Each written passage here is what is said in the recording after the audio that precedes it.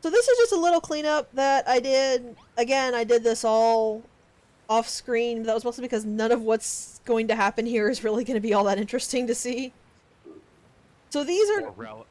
Sorry, go ahead. Or relevant for that matter. Yeah, it's just a bunch of small stuff that would barely have taken any time on stream, so I didn't see a point to doing it. You can see these are the 3 Explorer Shores that we are going to visit later on. Mm-hmm. We have Coral Cay, Defiled Isle, and the final one, I believe, is Unholy Home. Yes, Yep. that's right. As you can see, I was showing you what you get infinite by finishing the scavenger hunts. These are the last scavenger hunts, and I'm a little mad at one of them, because one of them gives you infinite magic crystals, which is basically useless because you barely use magic crystals for anything. I can't think of anything that you actually need magic crystals for that you'd use regularly.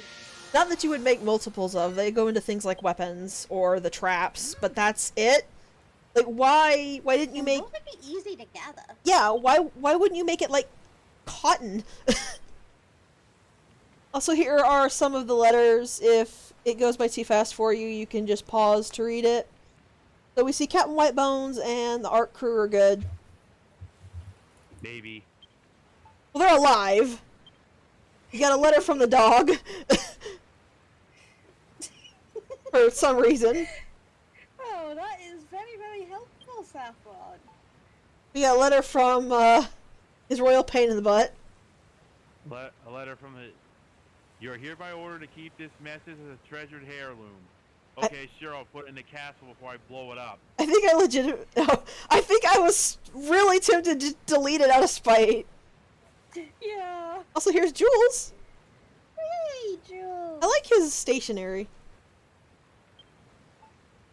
And then Surge. Yeah. I think given that Jules is one of those magic bag thingies, I don't think they want to get ripped. Yeah, probably not.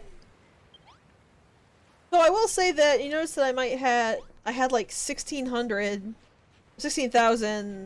gratitude, and that was because I just left it on overnight.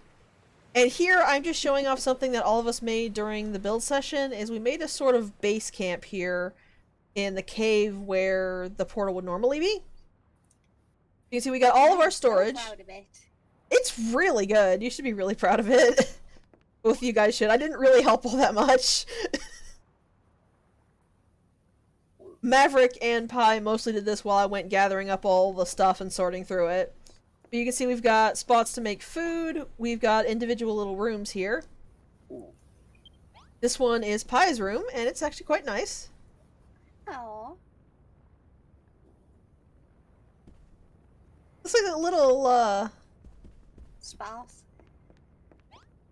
No, I was gonna say it's like a little tomb, but it looks more like a little Egyptian sitting area, I guess. This is what I did with mine. It's definitely sparse. I like yours. It's cute. But I'm kind of proud of it. You should be. And just for completion's sake, I ran over here to show off Maverick, so he hasn't really done anything with his room yet. He's too busy working on, like, actual big projects to touch his room. Well, I said it all along, I'm a lot better at exterior. Yeah, that makes sense. Yeah. So I'm just showing off Buildertopia. It's basically a second, well, it's basically an Explorer's Shore that you can build on because it is not randomly generated except at creation. So if you create one and then go there, anything you put there will stay there permanently. So it gives you a second little section to build on. It's not quite like its own Isle of Awakening, but it's like a section of the Isle of Awakening, except you get to pick what island it's based off of. Exile. Well, every time I see that in caps, I just think of, The Lion King 2 and that one song. Oh yeah, I love that song. So one thing about the Buildertopia is, I didn't actually show this off because I picked the wrong one and realized, oh crap, wait. This was an island that we haven't seen before, so I probably shouldn't show much off of it. But basically, it's what I said. The Buildertopia is the Explorer Shore, except there's no monsters, and that's literally the only difference. It is exactly the same as the Explorer Shores, with all the same materials, all the same looks, all the same everything. You can see. Down to the weather. Yep, you can see in the corner there. There's another. It's called a teleportal. Mm-hmm. But you can't use it. It's only for teleporting to in the map. We've tried everything to see if we could get it to actually trigger, but it just flat out won't. See, he says they can, but they can't.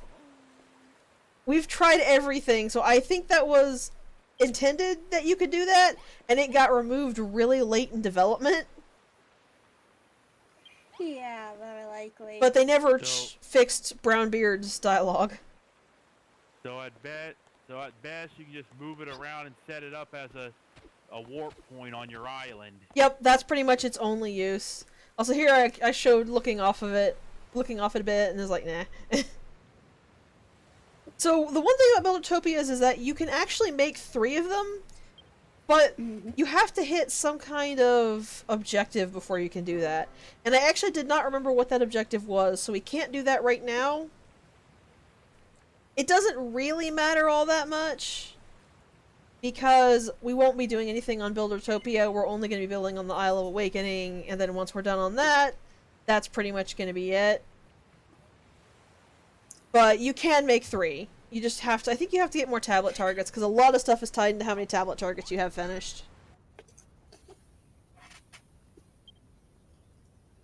And yeah, you can now move them between your Buildertopias and the Isle of Awakening, but you can also move them back to their chapter spot.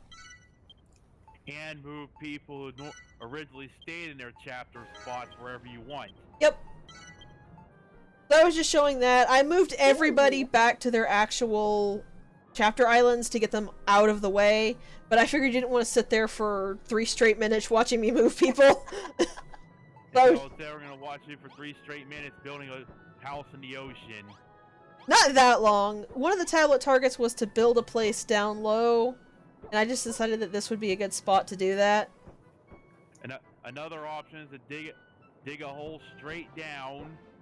Use a big bash or a bigger bash to knock a room, then put in a door, and you're done. Yep. Yep. Right down at the center of the earth. I was mostly doing this because I was only a couple of the tablet targets away from the chisel, which is a really, really important tool for making things look good, because the chisel will slope your blocks. Or make half blocks. Or make half blocks, yes. You see, I was really, really close to it, and if we went online and in building, I wouldn't get the chisel until we left offline. So I just decided, screw it, I'll just do a couple of the tablet targets. And we'll get the chisel before I do that. So for this one, I'm trying to set up a fancy room. Mm-hmm. I believe I was trying to do something that I don't actually have the ability to do just yet. One of the major goals I was going after was the fact that there are ambience requests that some of the NPCs will make. Mm-hmm. And if you put in, I think it is 10 NPCs in rooms that they specifically request, if you put them in rooms that match the ambience they want, or not even just the ambience they want, it matches all of their requirements, you get a new hairstyle. Because every character has a requirement for a room that is fanciness level, ambience, and size. So right now I was trying to make a room for Babs because I forgot I didn't have that unlocked yet. Instead, I hit the rooms of different ambiences because I had never made a cheeky ambience before. These lights are actually the only way to make the cheeky ambience, really. There is actually one other. It doesn't work quite as well as the lights, but yeah, True. you might notice when I put one of the lights down, it did like a full third of the ambience meter. That's because the lights and the porn book from Skeletraz are the only cheeky objects that exist. Yep. So they put in a whole lot of weight towards the ambience. I finally have the chisel!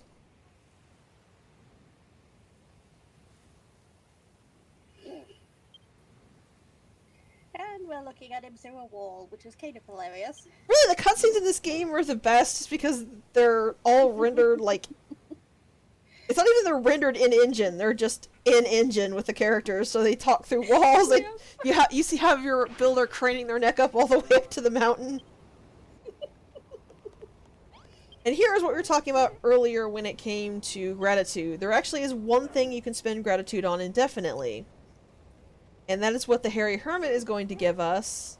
And it's Hey, basically you got it right. buying items straight from our item index, I guess you could call it. No, please don't. No, no old man stories, please. Do not want... Good luck getting Malroth to sit still. Yeah, no kidding. Yeah, basically every... It's way more interesting. Yeah. Every time you pick up an item, it does not matter what the item source is, you just have to pick the item up. It gets added to your item index. And every item has all of its color variations in the index as well, so if you have like a pink and a blue chair, there, it marks that in the index. But basically you can buy items indefinitely from your index with gratitude points. As long as it is in your index, which again, you put it in your index by picking it up for the first time. This is the fastest way to get a lot of the harder to find items. Oh yeah. I find this to be the absolute best way to get seeds. Agreed. Because seeds and cotton tend to be the thing that I need the most of, but cotton is easy to get by just putting your controller down for like 5 hours and then checking it and picking up all the sheep scattered cotton and then putting it down for another 5 hours, or just sticking your character in the sheep pen and letting them stand there so they will auto pick up the cotton. But seeds are never that easy to get, so this is the absolute best way to get seeds and fill out your gardens, your farms. You might notice that there are a bunch that don't actually have prices. Those were one-shot items. You can never get another copy of those. But on the other side, you don't need to ever get a copy of those because they never do anything but go into the item it used in the story. Also, that red rose is just a little rose to go in your hair, which I was incredibly relieved about. After the rest of the video, after this is just me showing all of the unlocks that I'm getting for the sake of showing it on screen, because again, people wanted to see that, and okay. I don't question it, I just do it. So that is literally all that's left in the video. If you don't care about watching me unlock every single item, you can safely move on.